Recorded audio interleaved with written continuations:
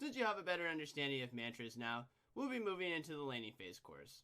Not only will I be showing you good habits for laning as Karma, but we'll be doing some activities here too.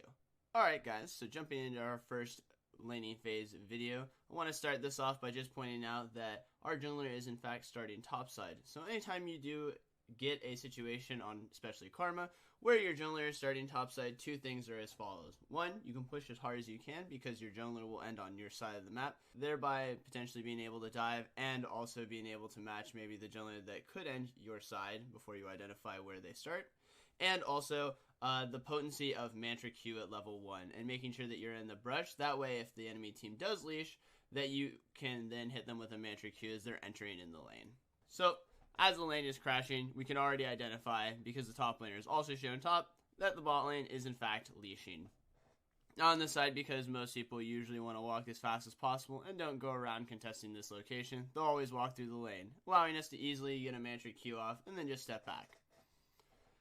After that, since the Nami is in the brush quite frequently, we want to be in the brush too and just use our ward across so we can keep track of him. Auto-attacking as much as we can just to get their HP down and so that our AD carry can start pushing the wave. As you can see, anytime that I don't have opportunities to potentially harass one of the players, I'm just putting Qs into the minions. The reason for that is your Q is on a really short cooldown and its mana cost is pretty negligible. It also does AoE damage, so it's very good for using it on ranged minions whenever you want to get a push on a new crashed wave. Because we've now hit level 2 a little bit faster than them, and the fact that their jungler started bottom side allows us to have a little bit of control in the lane. Because this allows us to push and pressure them a little bit in the early stages. As you can see, I've now taken the brush and I'm just constantly moving back and forth trying to avoid mystic shots and harass them. Another thing to note too is your Q does actually explode and deal splash damage, as you can see the damage to the ranged minions. So anytime players are near the ranged minions, your goal should actually be to shoot the ranged minions and have your Q explode and harass them and push the wave at the same time. As you can see, like I'm trying right there. Now, anytime that there's a lot of minions blocking, you can just see me constantly putting auto attacks into the wave. This is to just get the push advantage over the opponents, because if you and your AD carry are auto attacking and the support isn't auto attacking, then you will always push faster. In most lanes with Karma, you usually just want to have the push going as much as possible. That way you can get them under turret and harass them with Mantra Qs. It's also really good because you almost always want to go Spell Thieves, and by auto attacking the turret, you generate gold from that. So one thing to note too is my jungler is bot side right now, so I do decide to level up W to potentially set up a gank. One thing to note though is the jungler is ganking my mid laner, so because of that, we actually decide to call it off and just step back. Because we've been pushing to the turret the whole time, this actually allows us to then have the enemy lane have a pooled wave, which means that there's more minions than our minions, and is now pushing back to us, which makes us safe from the Graves potentially being able to gank and allows us to farm safely. As you can see, as a common thing, I'm always standing in brushes anytime I can to either force wards out or just shoot spells from Fog of War. This is a good habit to have on pretty much every support champion that's especially ranged, because it allows you to harass people and it's a lot harder for them to dodge. Another thing to note too is most of the time we're playing the mini game of trying to get our mana flow band down, so anytime you see the support of the AD carry relatively close to me, you see me use the W. It's not even really to get the root off, it's mostly just to make sure that I'm proccing mana flow quite frequently, as this champion, if you are queuing and using your shield a lot, can struggle in the mana department in early stages. Now that the wave is pushing all the way back to us, we're just going to last it under turret. And this means that the duo lane is going to try and reset right here. So I'm just making sure that I'm prepping all of the minions for my AD carry as best I can, and then walking over. The AD carry messed up actually and didn't channel back in a brush, so we're actually able to keep him in lane, which is super good for us because we want to stay for an extra wave. In case you're wondering, usually the magic number is 42 CS for your AD carry to actually have a BF sword. So anytime that you can stay long enough for an AD carry that usually uses a BF sword to stay that long is really good and beneficial to you. Especially since the Ezreal is now and hasn't bought a tier yet. A number that you always want to be thinking about when laning against Ezreal is 90. It's 90 to cast Arcane Shift, which is the blink on Ezreal. So anytime that he does not have 90 mana, he will struggle to actually get away from you if you decide to all-in him. Since the Nami was resetting and I wasn't able to stop the Ezreal's back, you can just see me queue the backline and auto-attack them each once, thereby setting up the last hits for my AD carry. It's the best way to push in pretty much all situations. Another thing too is since we have the second back and we were able to push the turret, I always recommend making a habit of, if you have 3 spell thieves and you know you're not going to get killed, walking over and just hitting the turret 3 times. This allows you to get 30 extra gold and bring you that much closer to your sight stone, which is the more important element of the game. After this, you see me, I'm going to upgrade my spell thieves, and I sell the 1 potion for a refillable. A lot of people ask me why I buy refillable. It's just because of the fact that I use it throughout the game for the majority of it, and I want to be trading aggressively and losing health in this lane. Because of that, refillable is a great buy because then I can get multiple purchase values out of the item. Also, it's a good habit if you can to try and stay if you need the gold, maybe if you're like 20 or 30 gold off of it, to buy a pink ward.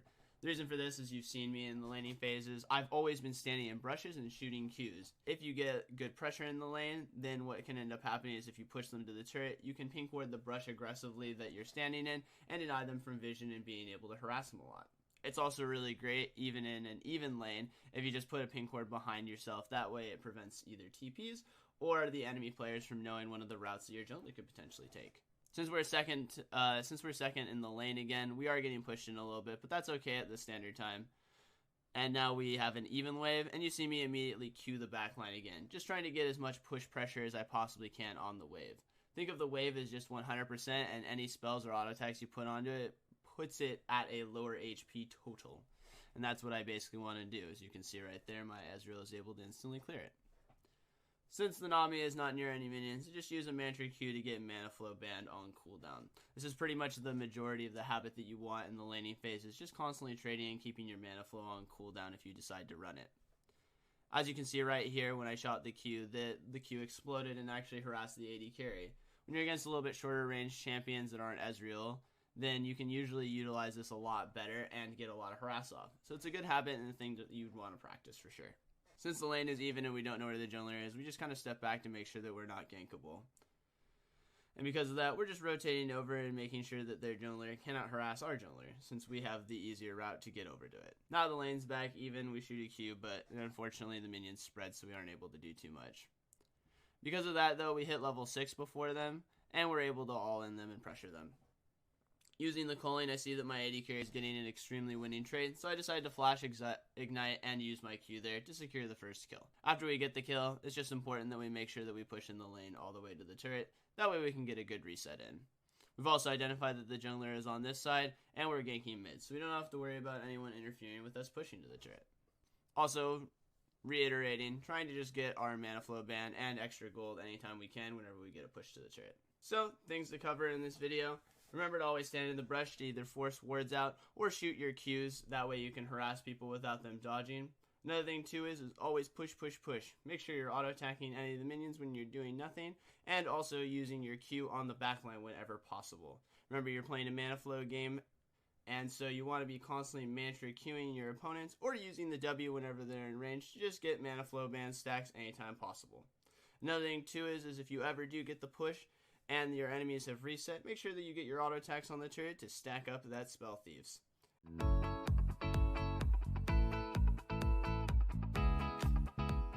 Alright, so jumping into our next video, as you can see once again, our jungler is actually on the top side right now, so we're going to be doing once again a bush cheese. Thing to note too is our AD carry is actually long range, so he sits in the bush with us. Unfortunately, the AD carry did a good job of dodging my Q, so we did not get it this time. As you can see, as a good habit, always warding across the brush just to make sure that they don't have brush advantage, and auto-attacking in between each of my Qs. Since we didn't get as heavily a push or harass, you can see that I'm trying to put some Qs into the range minions and trying to avoid getting harassed.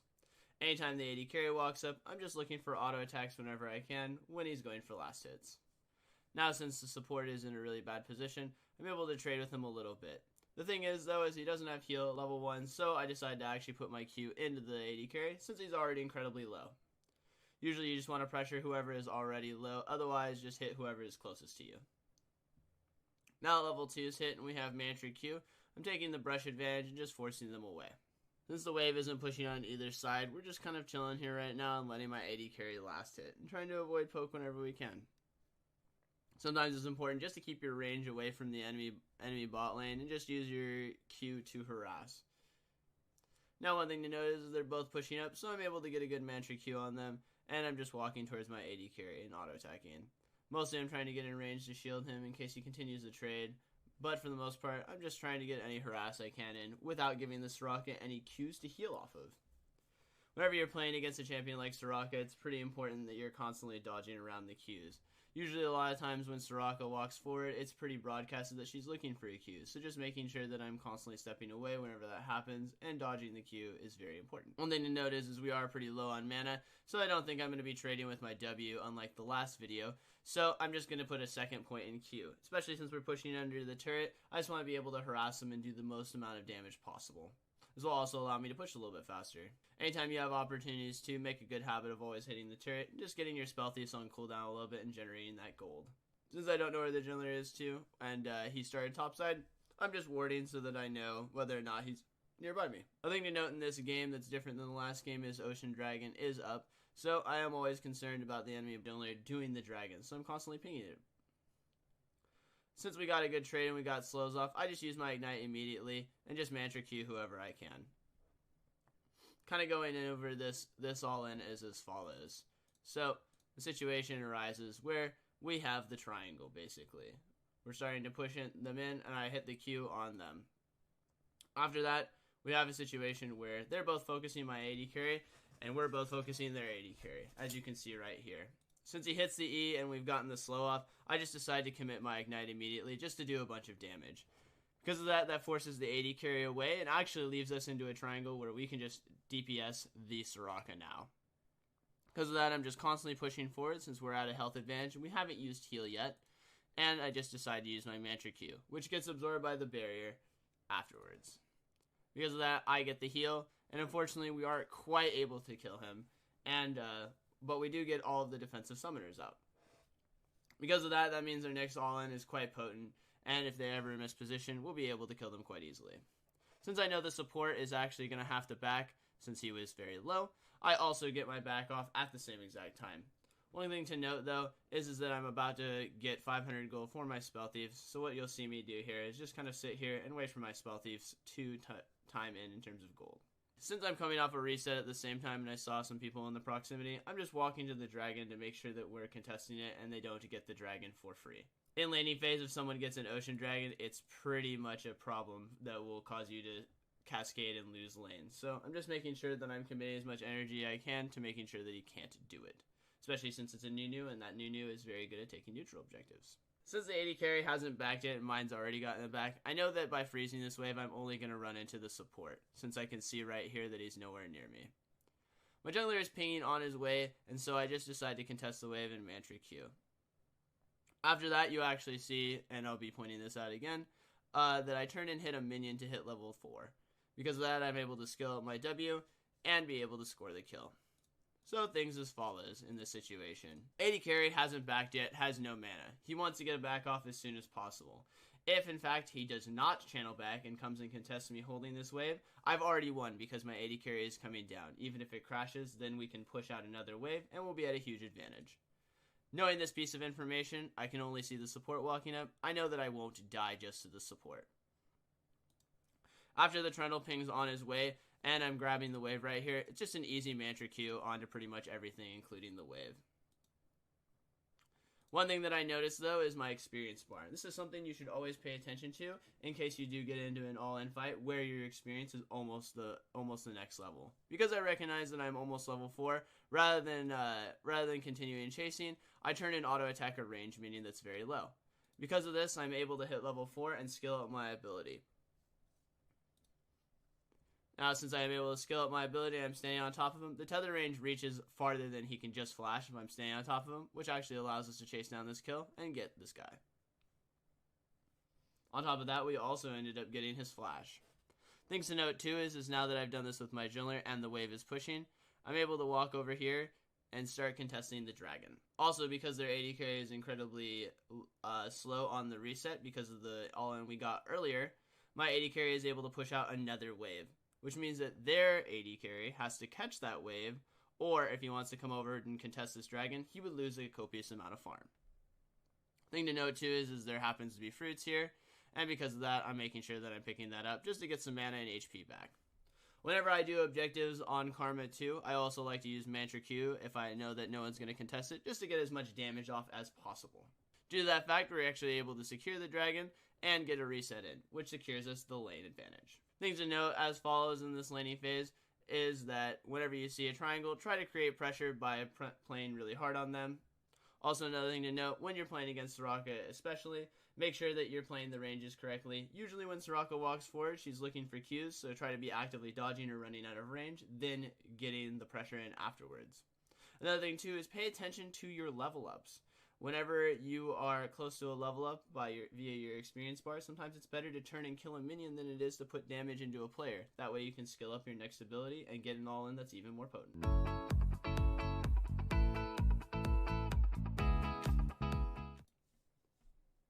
So, hopping into another video, we're going to be showing you how to deal with starting the lane when you don't stand in the brush. So as you can see, both laners have actually leashed in this situation. We enter lane at about the same time.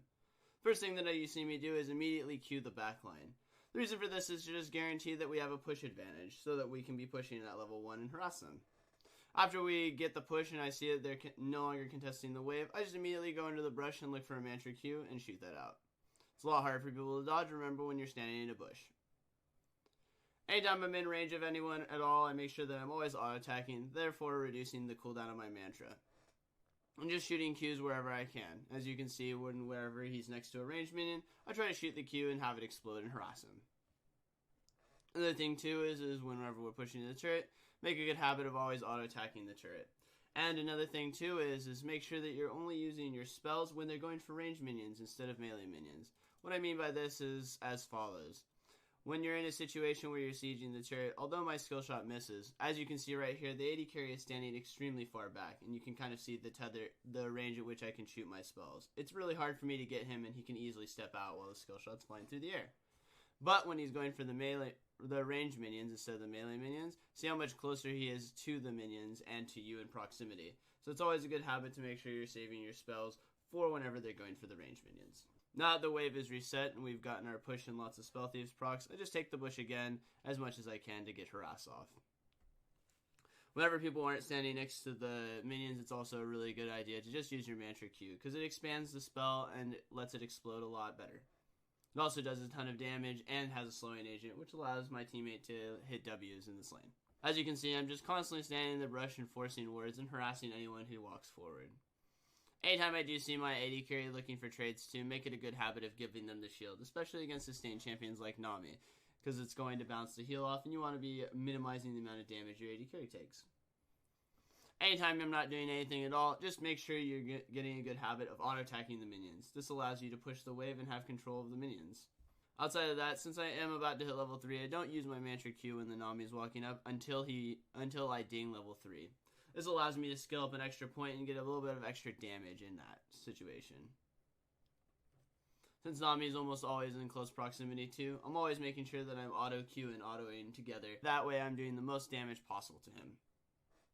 Another thing to note too is if you do find yourself running in a situation where you're running Mana Flow Band and you're relatively low, I recommend mostly using your Mantra Qs just to get the Mana Flow Band while you recover most of your mana.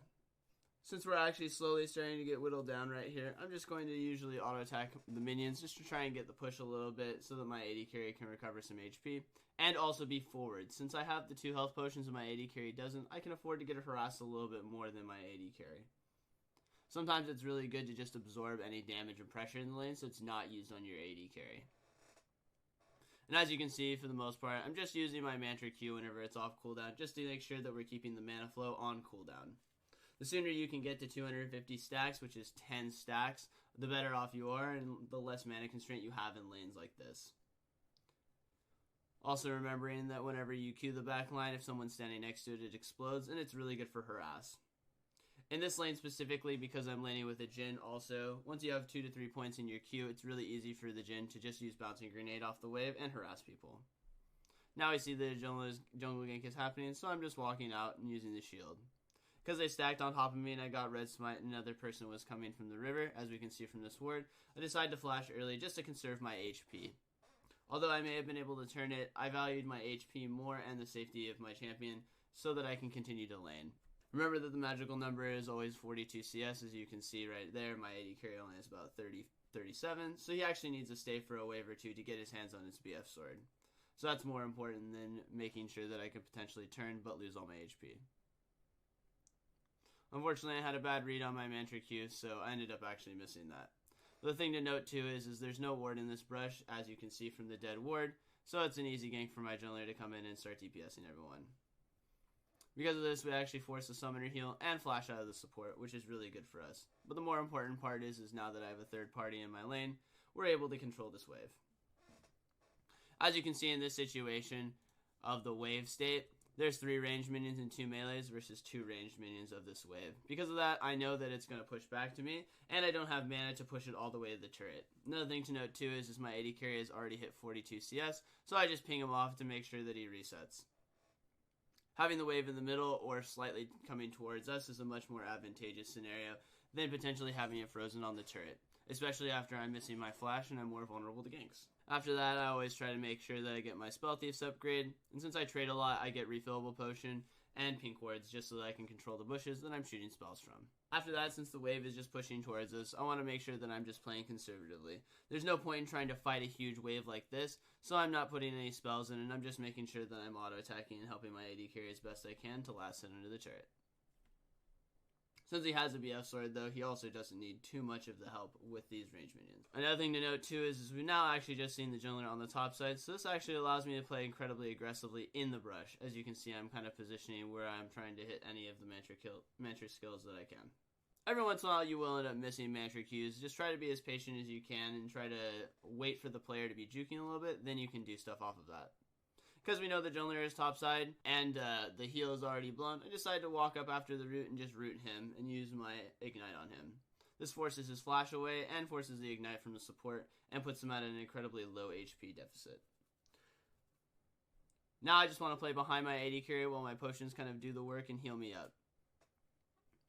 Since we know our jungler is walking down right here and he's in the vicinity, we can continue to play aggressively. So our primary concern at this point would definitely be to just push it to the turret. That way we can assist our jungler with diving the bot lane potentially, since there's no flashes. As you can see, I'm kind of pivoting onto the side just in case he gets collapsed on by the Graves, because we haven't seen him in a while. The thing to note also is our mid laner has now earned priority, which means that he can get to lane faster. Because of that and the fact that we hit level 6, I just used the mantra Q on the AD carry to guarantee that slowdown so that my Jhin can hit a bunch of spells. After that, because we have pressure in mid lane and our top laner TP's down, we're actually able to turn all of these fights at once. Once that occurs, we pretty much just want to push this all the way to the turret and get a reset since we're low on cooldowns and resources. Another thing to note too though, is because I have Spell Thief's up, I'm just auto-attacking it. Since it doesn't look like any of the players are actually going to respond to this, it actually makes it quite easy for us to just turret dive and kill the last player. Things to note as follows in this video is, or whenever you have to leash on Karma, make sure that you're just queuing the backline and gaining the push as fast as possible. You don't always need to start with harassing people. Use the push and wave advantage to then look for mantra Qs afterwards. Another thing to note too is whenever you're not doing anything in the lane, make sure you're constantly auto-attacking. Auto-attack the minions, auto-attack the players. It gets a lot of damage done in the early stages and procs Airy. It's quite nice for you. Also remember that most laning phases are a marathon, not a sprint. So sometimes, even if you aren't scoring a kill or getting a lot of pressure pre-level 6, usually most of the champions that Karma pairs well with have a lot of kill pressure once you do hit 6, because that mantra Q will slow them and set up kills for you, such as the Jhin ultimate or Ezreal ultimate.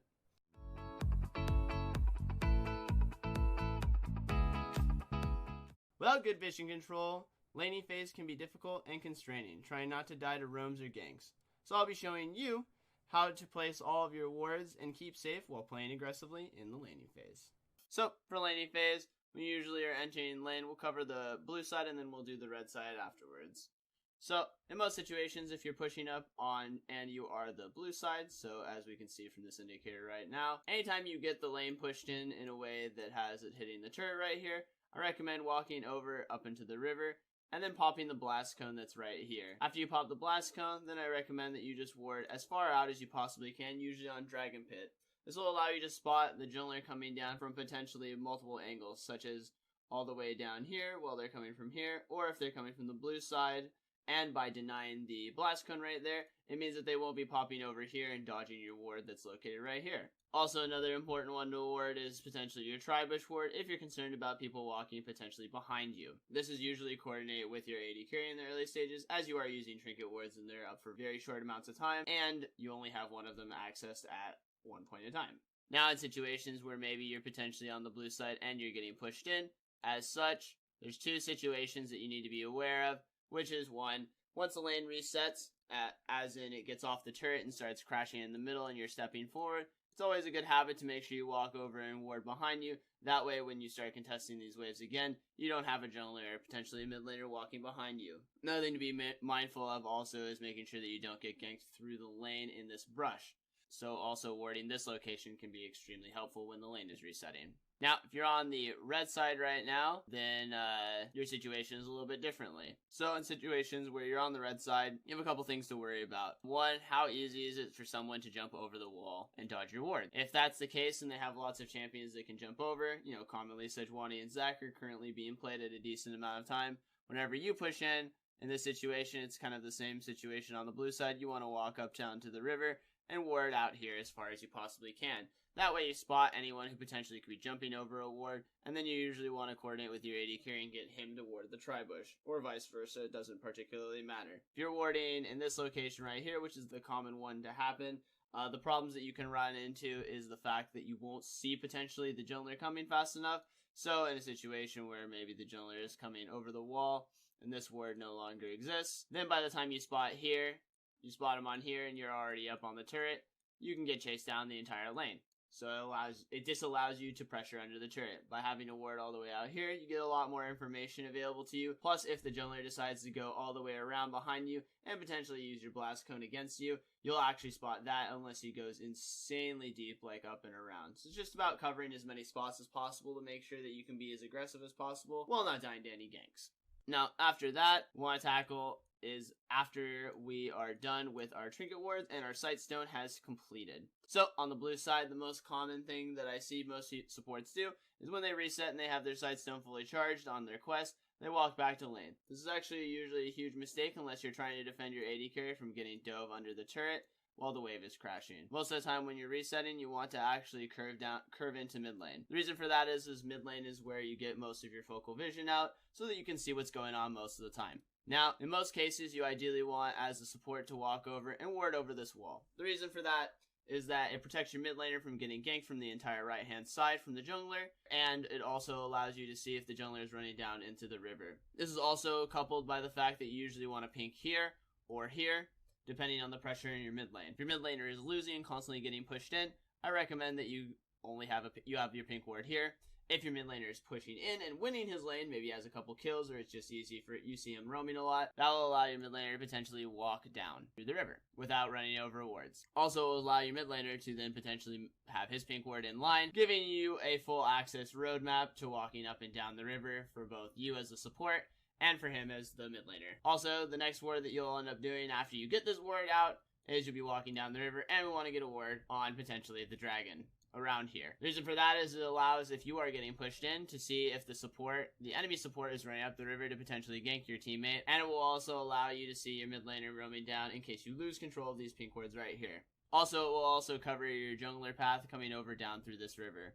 It's also a good habit to make sure that you're walking over and popping this blast point whenever you can. Now, if your AD carry is getting pushed in too much, you'll probably just get this ward, back off, and then swing down and around. Your third ward can be used as follows. If you're having trouble or concerned about getting ganked through the lane, and you want to potentially set up a TP ward, this is going to be your third ward. Warding in the lane allows you to see if potentially the jungler is coming through the lane to gank you while you're getting pushed in, and it will also set up your top laner to potentially TP for you. If in the case that you do not want to use this as a TP ward, or you don't care about the lane, or potentially you're always constantly, pushing them into the lane or the turret. In this situation, you have these two wards set up. Then another good ward is to just potentially move it all the way into here. The reason for that is it allows you to see the jungler doing his blue buff or his gromp, and it will also potentially defend you from getting lane ganked because you will be able to get a ward vision seeing him take this route. Now the situation where you play against Zac and Fiddlesticks, when Zac being the more commonly picked right now, it's actually better to actually take this ward and move it to the tri-bush. The reason for that is once he hits about level 5, it's really easy for Zac to stand in this tri-bush or stand over this wall and potentially gank you while you're pushing into the turret right now. This ward will protect you from that, and it will allow you to be safe.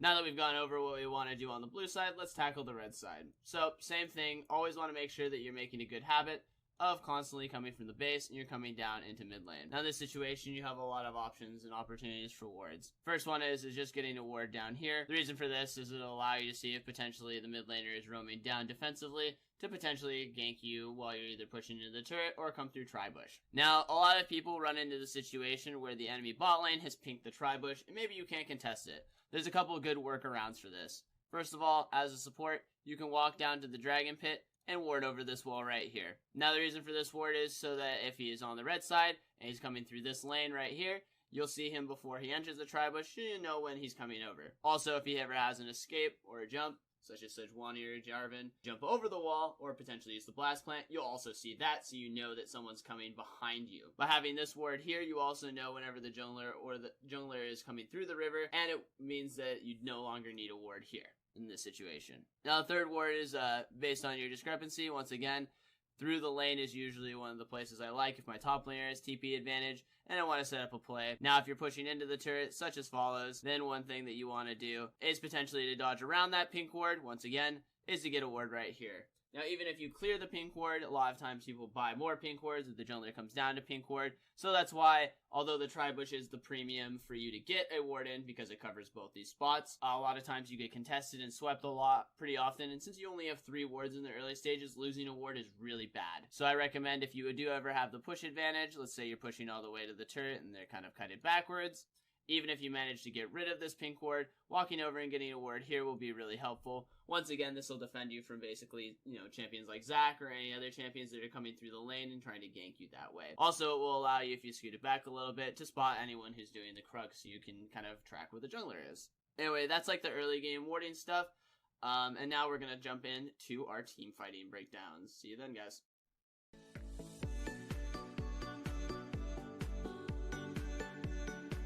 Now that you've seen how I harass people in lane, I want you to practice it. Load up a custom game against bots and shoot your Q at backline minions. Get used to how big the explosion is so that you can be comfortable harassing players who are sitting in minions.